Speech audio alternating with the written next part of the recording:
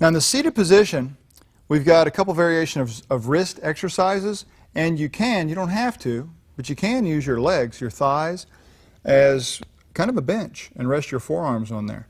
So the first version, with the adjustable arms down in position number 9 and the straps in the shortest D-ring, so the D-ring closer to the grip, we're going to do wrist flexion.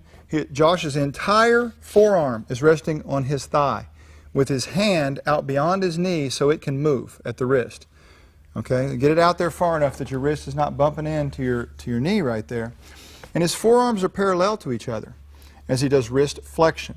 Now, as you're doing wrist flexion, something I'm going to ask you to keep in mind is not to let the fingers roll down, because some people think, oh, well, while I'm doing wrist flexion, I'm going to do finger flexion also.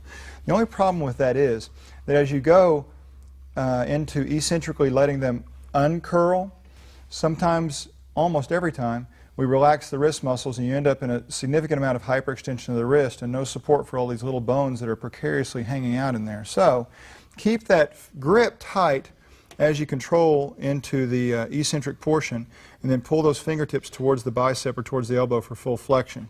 Now we're going to make a very slight change as we flip over for the wrist extension exercise, because when we do that, notice Josh's elbows kind of went outward, and you want that to happen.